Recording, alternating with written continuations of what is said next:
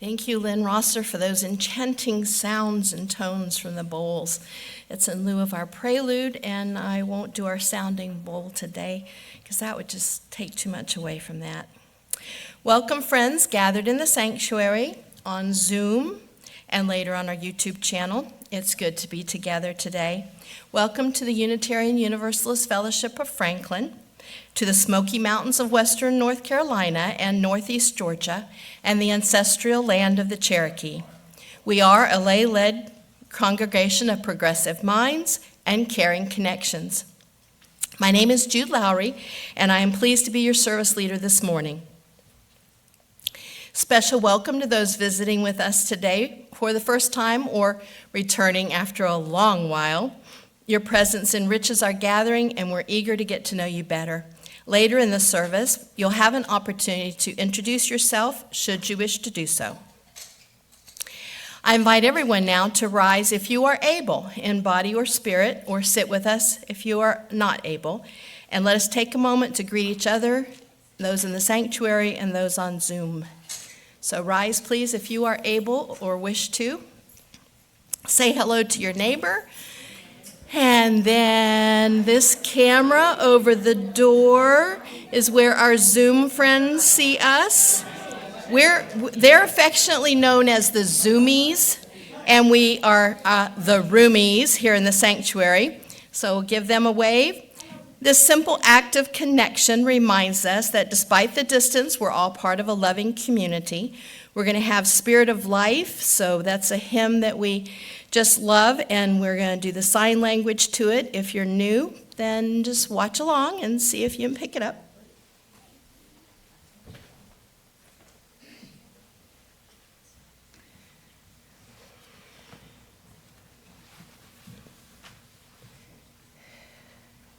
I'm not sure if they have our flavor, but I'm doing our hillbilly flavor. Yeah, theirs is a little different, but okay.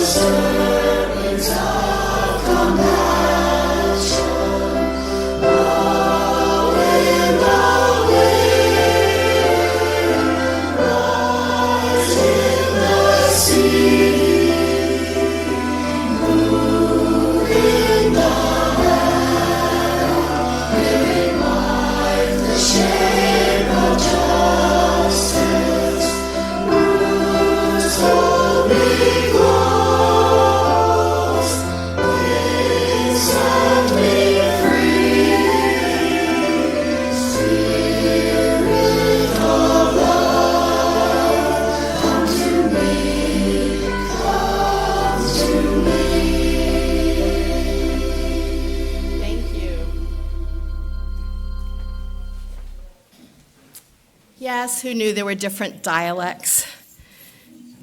But it's all good. Now we're up to our announcements part of the program. We extend our deepest gratitude to those who have made today's service possible. Warren, Ben, Edgar, Penny for her work on Zoom. To our greeters, we had Lara and Jill and Ed and Bill, I'm sorry. I keep wanting to call you Ed. Bill, my bad. And for those who have made hospitality happen downstairs, I'm not a coffee drinker, but I know there'd be a riot here if someone did not make the coffee. Oh, Jeff and Dana made the coffee. Okay. All right. You know, and COVID's still around out there, so protect yourselves. Social distancing, do what you feel comfortable with. Marge is with us after a long time, so if you had a mosquito whiff by that made you sneeze, I'm going to say on her behalf, stay away from her. If there's any chance that you might have something, stay away from her. Say hello from a distance. I'm going to try and protect our greatest treasure there. Yes, indeed. And if you do break out with COVID, just let me know so I can kind of say, do I need to tell anybody anonymously that we had a COVID outbreak? Okay. So we have a lot of announcements, and I'm going to start them off so I don't forget any of them. Our fellowship has a newsletter called the UU View and our website, and you'll find updates on coming events, correct dates on coming events, sometimes even the correct time on coming events, opportunities for you to engage in our community and stay involved in our shared mission of justice, love, and peace, and having a good sense of humor doesn't hurt. So our fellowship is a light for liberal religion in the mountains, and it values diversity and the richness that it brings to our community. Our celebration of diversity is reflected in the variety of Sunday services that we have. We hope that this Sunday service enriches your journey of discovery. If it doesn't, try again next week. It's mixed bag, equal opportunity to be uplifted next week as well. But I have no doubt today is going to be outstanding. We draw on inspiration from many sources, and today we celebrate our first UU principle, the inherent worth and dignity of every person. Now let me introduce Donna, Glee, and Lynn Rosser, our guests for today. Lynn Rosser is a vocalist, songwriter, writer, voice teacher. She earned a BA in Creative Arts from UNCC with an emphasis in voice performance, and former longtime choir director for the Jubilee Singers in Asheville. She's also mother of two amazing boys whose challenges, both medical and developmental, shaped the last 2 decades of her life. With her husband, Chris Rosser, who's also a singer-songwriter, multi-instrumentalist, and producer. As her co-producer, she's written and recorded an LP entitled Songs for the Night Field. It's a song cycle based on the brilliant novel The Night Field by Donna Glee Williams, who is with us today as well. In addition, Lynn is currently producing content for her YouTube channel, Vida, and I hope I say this right, Colitur, which is Life is Cultivated in Latin. Who knew I could speak Latin? And it's an acronym for Creating Our Lives is the Ultimate Art, the R in the middle. The channel is about personal development through the unique lens of the creative arts. For Vita Culture, Lynn is using her experience, unique perspective, research, and long-time effort to find ways to cultivate growth, create balance, and even flourish in the midst of life's sometimes extraordinary challenges. Now, Pushcart Prize nominee Donna Glee Williams was born in Mexico, the daughter of a Kentucky farm girl and a Texas Aggie large animal veterinarian. She graduated from Tulane University and Charity Hospital School of Nursing, then earned an MFA and PhD from Louisiana State University. The imagined pre-industrial societies of her novels, The Braided Path, Dreamers, and The Night Field, owe a lot to her years of wayfaring on 4 continents. She has deep roots in many soils. Her most recent novel, the echo fable, The Night Field, kindled by her 2008 Fulbright Senior Environmental Leadership Fellowship, researching the human cost of pesticide use, was honored with the 2024 Manly Wade Wellman Award, as well as inspiring a suite of music, Songs for the Night Field, by Lynn Morgan Rosser. Her short fiction has received nomination for the Pushcart Prize, finalist status multiple times in Writers of the Future, honorable mention in Gardner Doisius? Best Science Fiction of the Year Anthology, and performance on stage in Hollywood as a finalist in the Sci-Fest LA.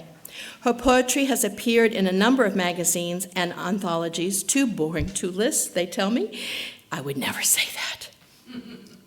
In the past, she worked as turnabout crew on a schooner, librarian, environmental activist, registered nurse, educator, and creative coach.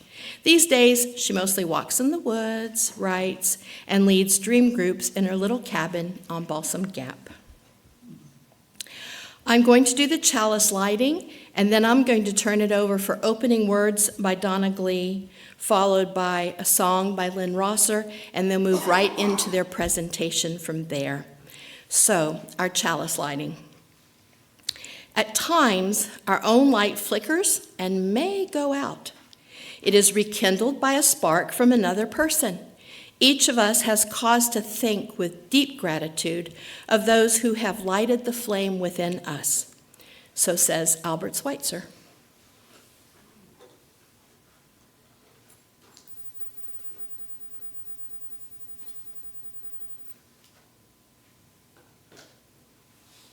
And now, Donna Glee and Lynn Rosser.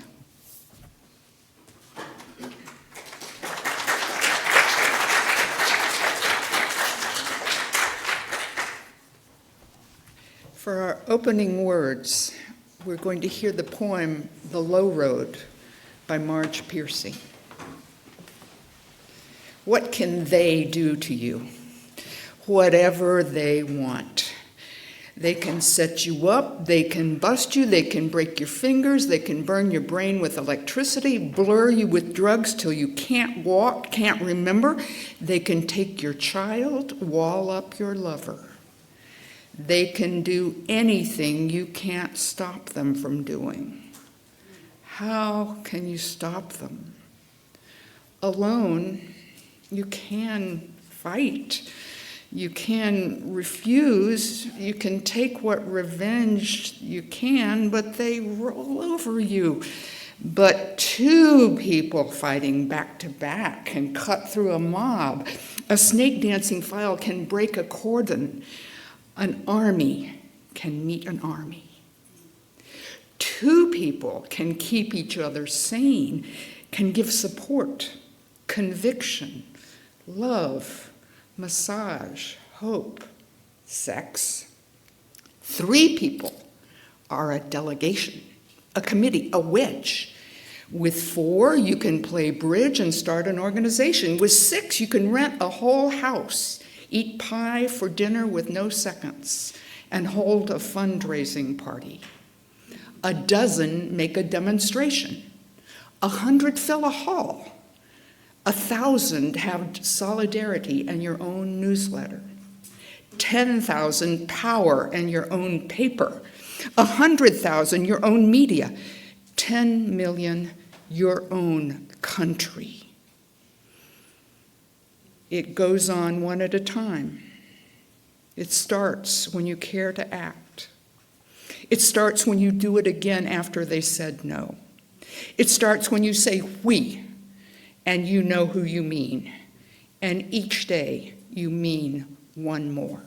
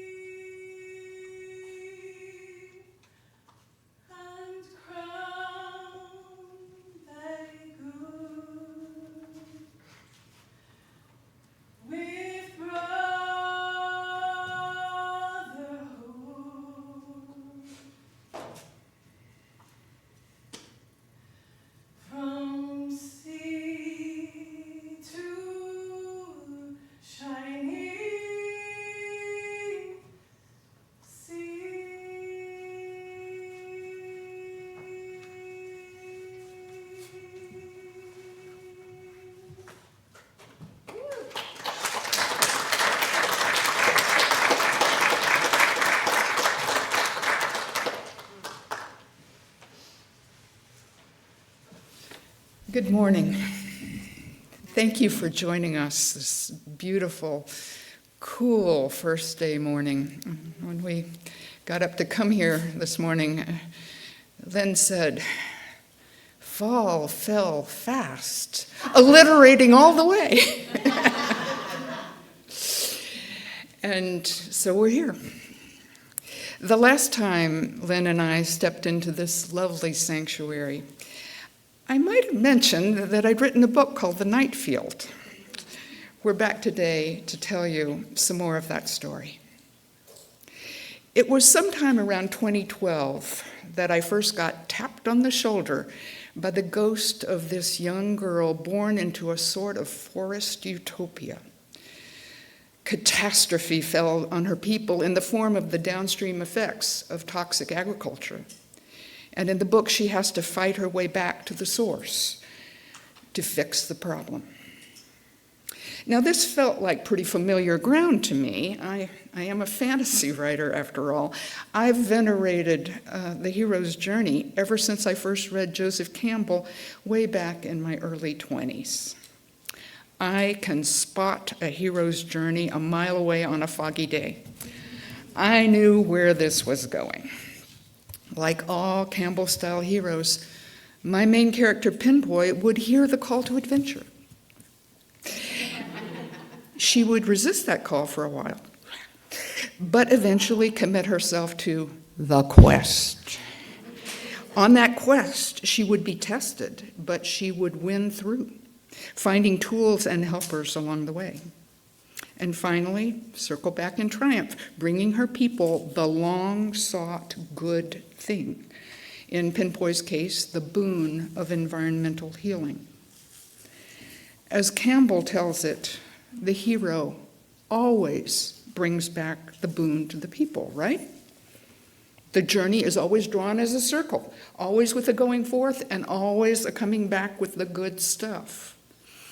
But every way I tried to twist and contort that plot to make Pinboy's quest succeed seemed to make the book feel cheesy and contrived.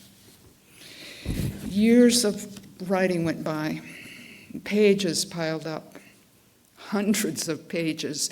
The trouble was I couldn't find a way to get Pinboy back with the goods. I was stuck. It was the story itself that shook me free. I let the book lead me where it wanted to go. And this is what I think about that. There are aspects of the hero's journey in real life, myth, and in fiction that just aren't mapped out by Campbell's schema. Martin Luther King didn't live to see Barack Obama in the White House, but John Lewis did.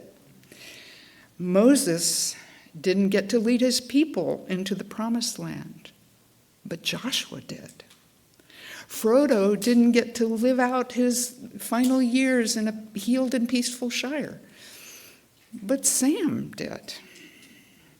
When Linda Falcao, a fierce feminist attorney, first read The Night Field, she said that the single best thing about this book was that the hero's journey in it was not a solitary one, and it may never even come to fruition in the hero's own lifetime. Not a solitary journey. Real heroes run in packs, y'all. Linda went on to say that in the world outside books, it often takes 2 generations to make real change.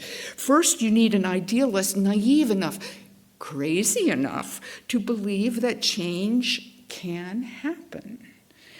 I think of the Night Field's 16-year-old Pinboy as she starts off on her long climb up the cliff. But you could also think of the 15-year-old Greta Thunberg standing in front of Parliament in 2018, holding up her little sign, "School Strike for Climate." It's the very idealism of the initiating hero that draws them to draw swords against the dragons that a more realistic person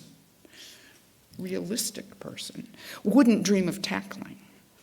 But those constant battle blows can wear down this initiating hero, break their hearts, make them give up, maybe even kill them.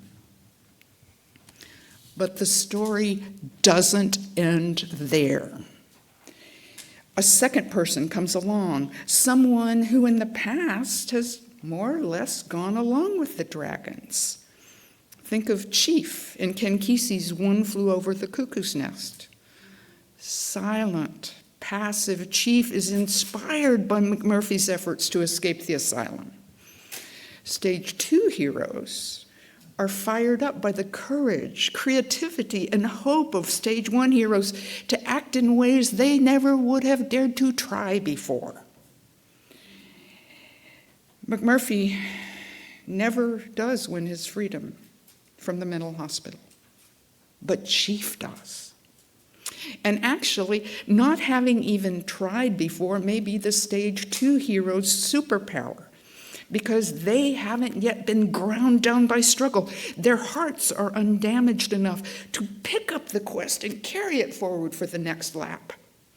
And also, they haven't gotten on anyone's radar yet. The dragons never see them coming. Lynn, give us a song about the... Wait. I skipped the thing I wanted to say before that. I wanted to say, to introduce her song, that the spark can jump from a hero to another in the real world also. Greta Thunberg's climate protest was itself actually inspired by another protest a few months earlier, the Marjorie Stoneman Douglas Students' Anti-Gun March for Our Lives. Take us there.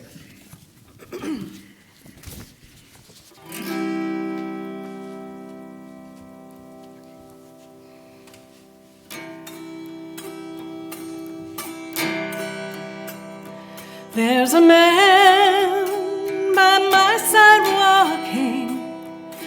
There's a voice inside me talking. There's a word that needs a saying. Oh, carry it on, carry it on, carry it on, oh, carry it on.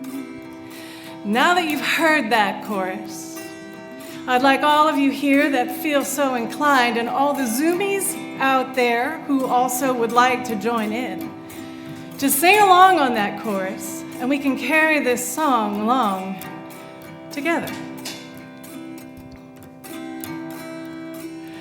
They will tell their lying stories, send their dogs to bite our bodies, and they will lock us in their prisons. Oh, carry it on, carry it on. Here we go, carry it on, oh, carry it on. All their lies be soon revealed, and all our wounds will soon be healed. All their prison walls will crumble. Oh, carry it on, carry it on, carry it on, oh, carry it on. That's beautiful. If you can't go on any longer, take the hand of your sister and your brother. Every victory will bring another. Oh, carry it on, carry it on, woo! Carry it on, oh, carry it on. One more time, carry it on, oh, carry it on.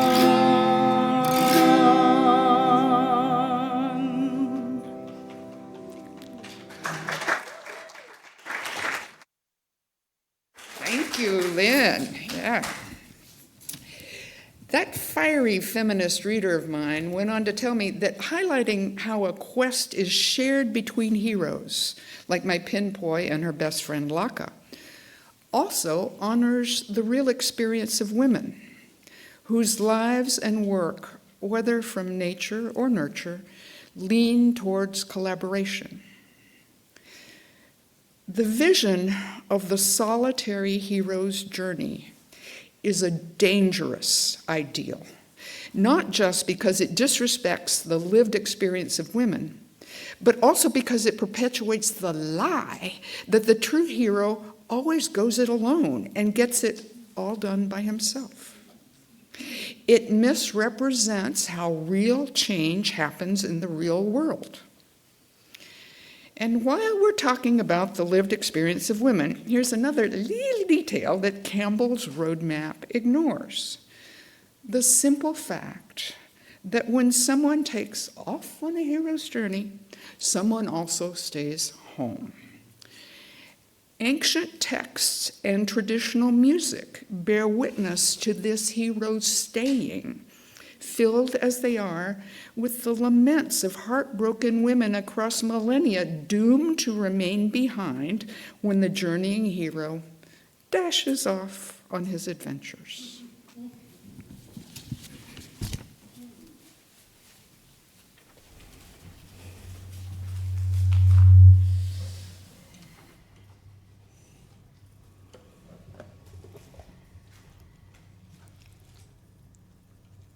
We're going to try this new mic setup. So I'm going to check just a moment so it doesn't blow our ears out here.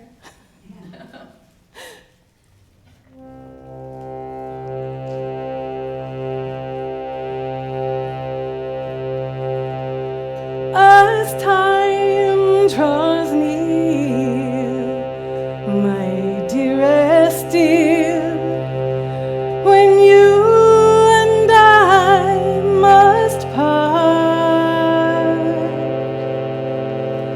but little you know of the grief and woe of my poor aching heart.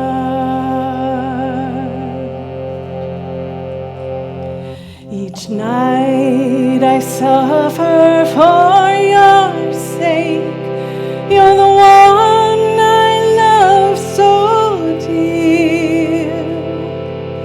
I wish that I was going with you, or you were staying here.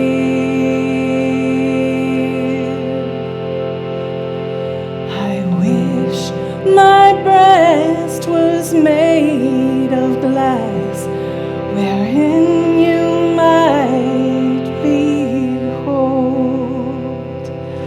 Oh, there your name lies wrote, my dear, in letters made of gold.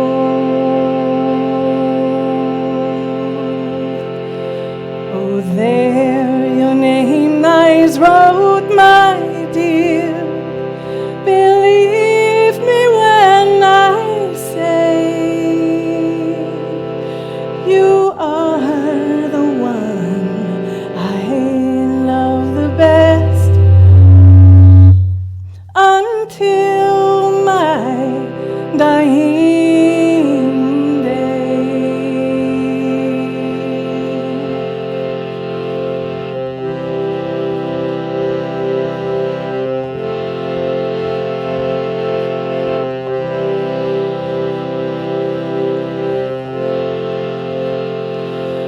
The crow that is so black, my love, would surely turn to white if ever I prove false to you. Bright day be turned to night. Bright day be turned to night, my love. The elements would mourn if ever I prove false to you. The seas would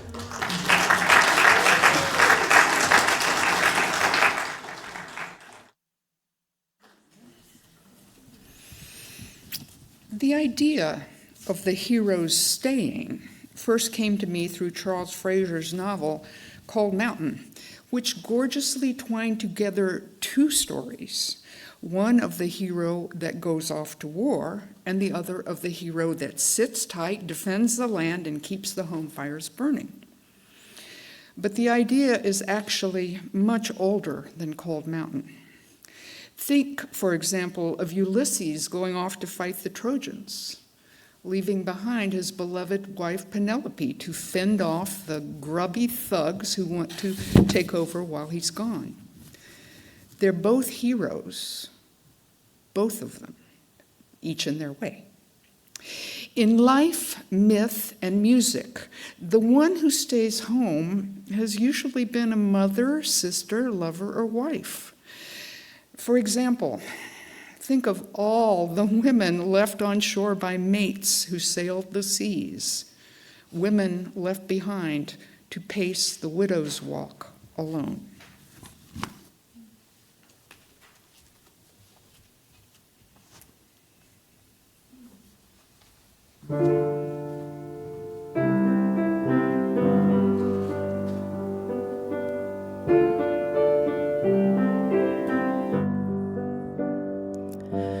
Ragged black shawl like a banner flies.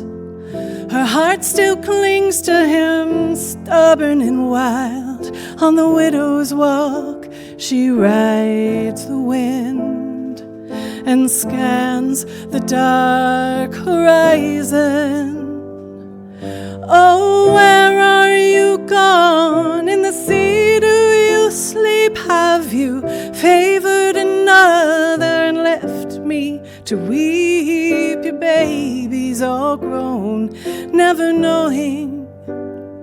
All alone I stalk like a wounded crow, black wings bound to the widow's walk, black wings bound to the widow's walk.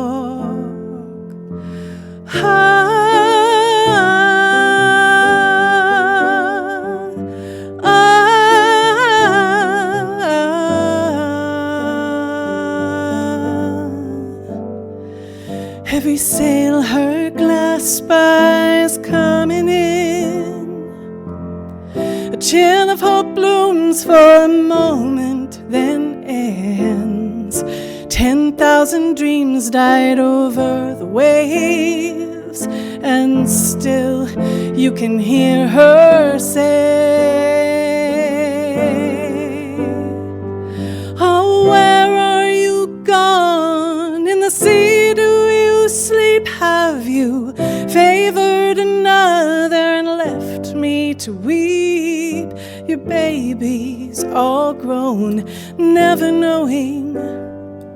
All alone I stalk like a wounded crow, black wings bound to the widow's walk, black wings bound to the widow's walk, black wings bound to the widow's walk.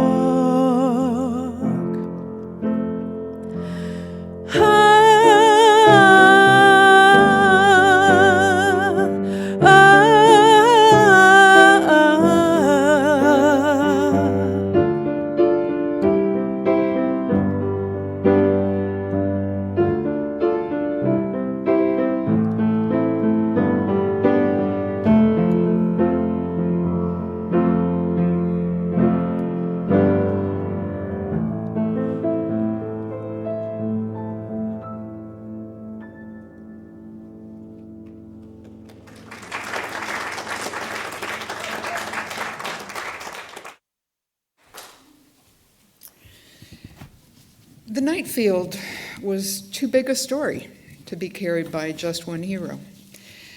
I began thinking about my co-heroes, not only Pinpoy's friend Laka, who joins the quest along the way, but also about Pinpoy's mother, Marak, who stays behind with her people. I actually wrote Marak's Heroes Staying, but wound up cutting it as the book veered further and further away from the classic hero's journey shape. But my brilliant editor sensed that something was missing from the end of the book. Something about Pinpoy's people at home. How are they doing? And that was enough of a hint. I dug out those lost pages and boiled them down into a series of dreams that my hero, Pinboy, has towards the end of the novel. Dreams that turned up the emotional heat so much I could barely stand it myself. I'm telling you the origin story of the Nightfield to remind all of us that Campbell's formulation of the hero's journey is a theory. It's not reality. It's a neat and clear conceptual map that we have laid on top of a messy reality, a squishy, flowy mass of myths and dreams and stories. We've done this in order to help us make sense of them, to help us make predictions from them, to help us do things with them and understand things with them. The key word here is help. When a theory stops helping us because it limits our vision, well, we need to work on the theory. Joseph Campbell sketched out the hero's journey at a time when men were men and anyone who wasn't a white cisgendered male was shit out of luck. The hero's journey might be like an elderly uncle showing some of the limitations of its generation. I think the template of the hero going out to get the good stuff and bring it back to his people is printed so deep into our imagination because it goes all the way back to the dawn times of human history, when the very first hunters and the very first gatherers really did have to venture out away from the safety of the fire circle to bring back good stuff to the people. Food for survival, the ultimate boon.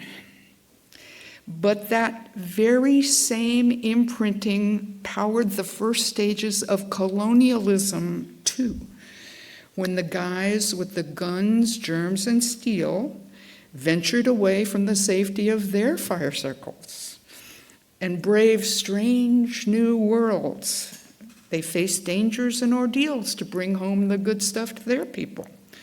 The spices, gold, silver, diamonds, and human beings that got snatched from other lands. Theft. The hero's journey has not always rolled in the direction of justice. If you love something, you don't let it get all rusted up and frozen into dogma. We spiritual types love us some hero's journey. So it's our job to test the theory, to tweak it, to stretch it. It was handed to us as one man's individualistic adventure. As we face the challenges of our own moment in history, it's high time to redraw that 70-year-old circle so it truly honors the collaboration, synergy, and multi-generation efforts of co-heroes. The climate crisis is here, y'all, and it means business. The crisis of democracy, of world hunger, of nuclear war. So many crises, so little time. To meet this moment and the 4 horsemen of homeostasis that our poor battered Earth is deploying right now to reduce the population of her most troublesome species, we are going to need not just a chosen one or two, everyone and every part of everyone, because the hero's journey is also about our inner quest for wholeness. Everyone is going to have to hero up to face the coming storms. Full participation, y'all. That's what it's going to take. out beyond Campbell's hero's journey. We spiritual story makers need to offer our people powerful images of collective heroism, duos and teams and movements and fellowships of brave superheroes. And then we need to stretch that good old circle even further to the point where it frames entire nations, the whole human race, all of us on a shared hero's journey together, each holding our one tiny part of the story. You can't get what you can't imagine. So, my heroes, my journeyers, my imaginers, let's imagine that.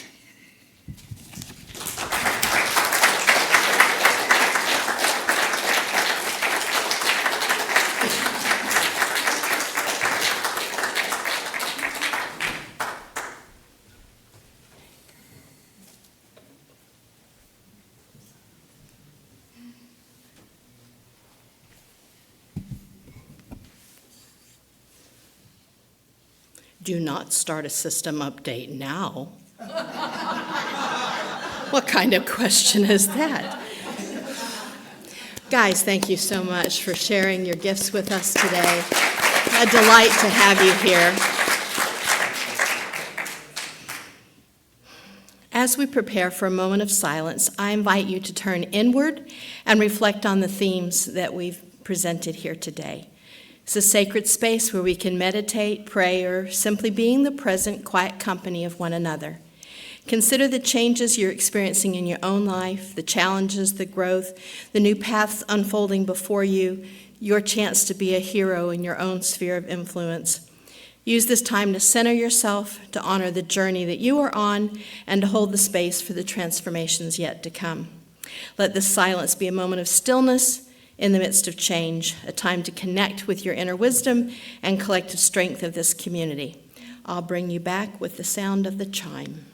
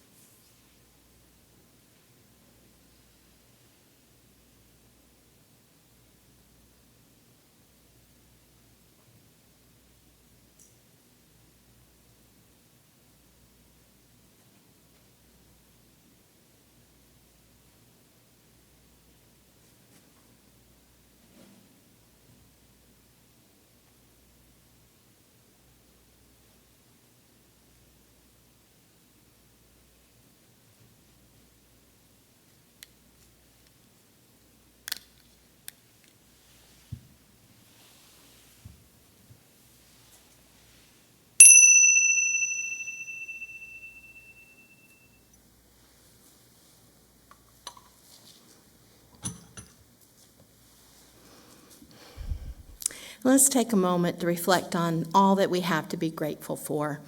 A good tradition that we have in our family is at the end of each day, we talk about what are you grateful for today? What made you happy today?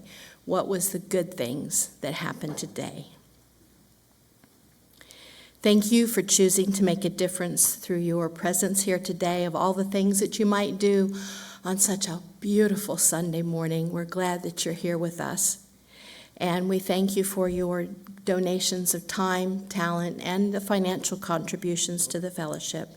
We appreciate your support more than words can express to aid us in moving the work of this fellowship forward. Now, if you would, please join us in the dedication of our gifts.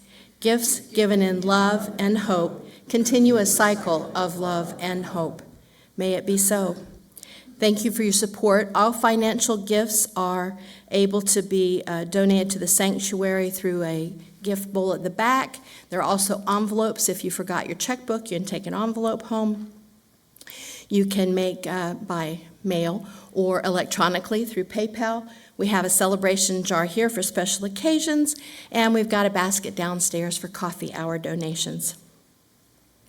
As we prepare for our joys and concerns, please know they'll be edited out in the effort of privacy before our service is posted on YouTube. It is a joy to welcome visitors. I'm not sure if we have any official visitors today, but we would love to welcome you. If you feel comfortable, you can introduce yourself. You can do that by rising, and we'll bring you a microphone. If you're not ready for that level yet, that's cool too. Do we have anybody on Zoom to start off? It looks like we know everybody on Zoom. Lara, we know you. Do you have a joy and concern? Okay, hold that thought for just a second. We'll get you. Now, in the sanctuary, is there anyone who would like to say hi as a visitor today? I don't see anybody waving for attention, and that's okay too. We never want to put anybody on the spot. So our joys and concerns is a little tradition that we do. A pebble cast into the pond causes ripples in all directions. And at this time in the service, we share our joys and concerns with each other, those moments in our lives that call for celebration or comfort. You can come forward. We'll first start with Zoom, but I'll drop a pebble in the water and invite you to hold that thought in a moment of reflection. Let this pebble symbolize your intention, your prayer, your wish. As it joins the others in the water, know that you are not alone. Your community is here with you, holding your joy or your concern in collective care. Now we'll start with those on Zoom.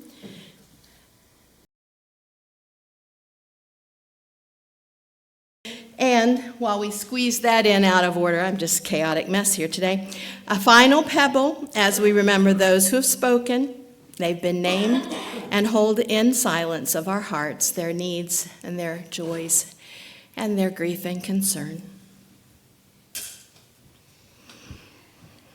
In closing, may the insights we've gained in this hour strengthen us for the journeys ahead, recognizing that each of us is a hero in our own story, called to discover our truest selves and live a life aligned with our deepest values.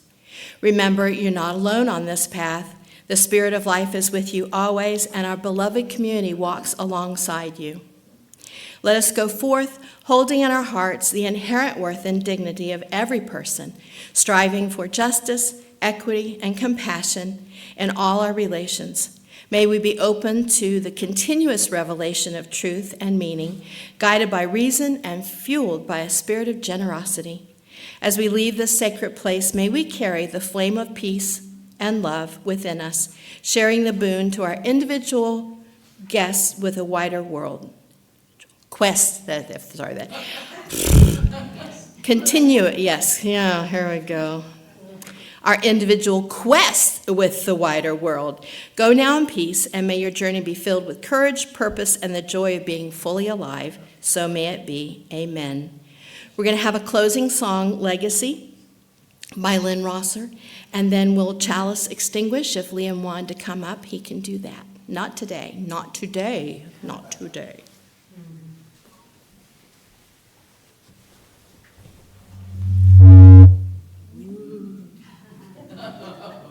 Electric. Yours is strong with that one. I'd like to dedicate this song to absent friends and family and loved ones.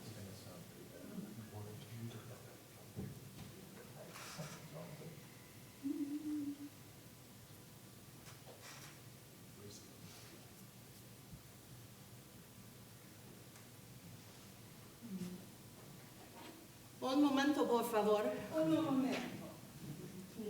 Technical difficulty. Third mic. Third one's the charm. Oh, boy. Would you not?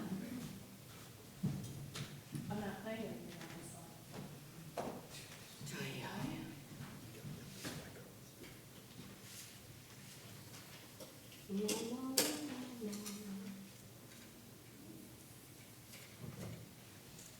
Thank you for your patience. We're not in any hurry. Oh, good. Take your time. Do I need to turn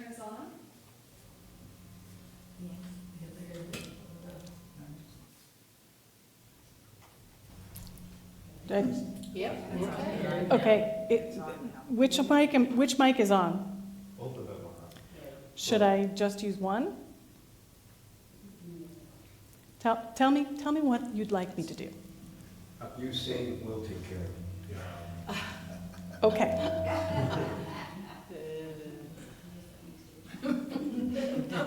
Yeah, I'm with you, gal.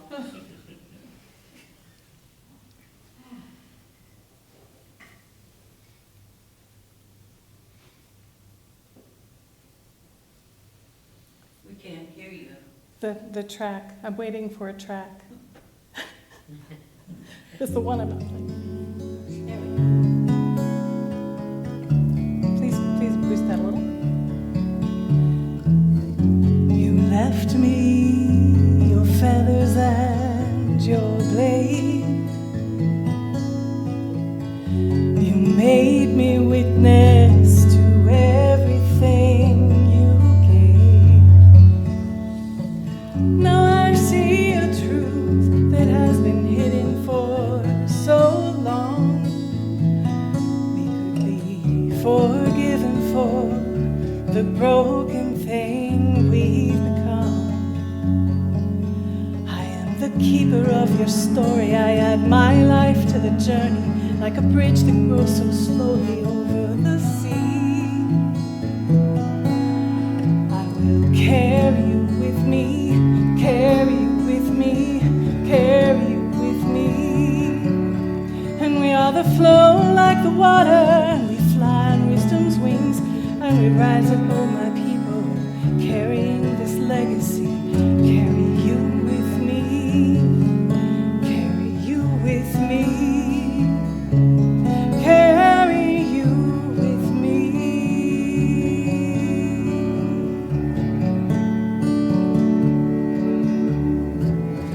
You left me your vision and your ways. There's redemption from the systems that we made. I can see a tomorrow where we blossom in the sun. We can break what's broken and reverse what we've become. We are the flow like the water, and we fly on wisdom's wings, and we rise up, oh my people, carrying this legacy. Carry you with me, carry you with me, carry you with me.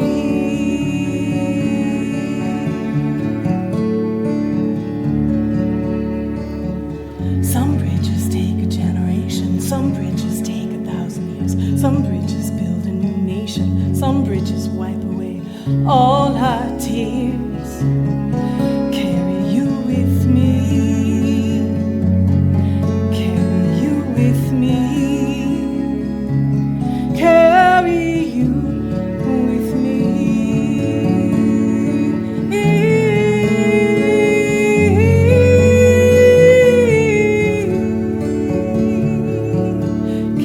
you with me. Carry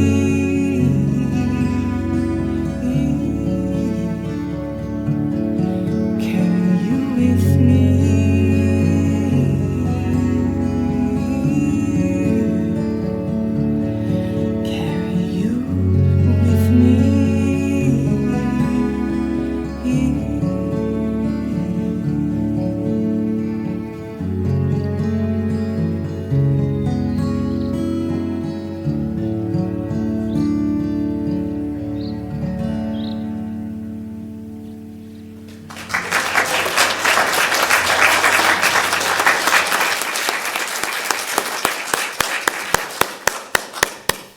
I could listen to that lady sing the phone book. Woo!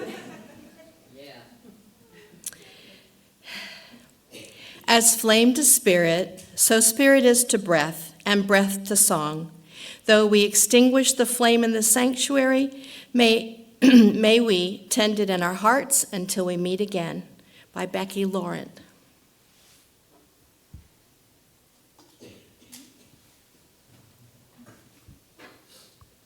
Thank you for joining us today. Now, next week, we'll have a service given by our own Peggy Brewster for a Labor Day service message called Dignity, Work, and the Wealthy Divide.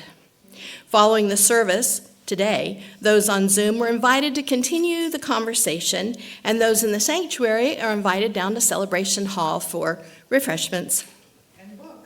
And books and all kinds of interesting things. So please rise if you are able in body and spirit. Let's try to make a circle around the sanctuary to hold hands, and then we'll do our closing covenant.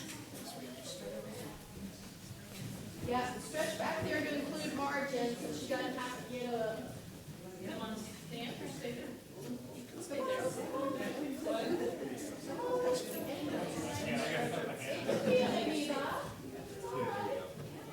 Thank you, everyone.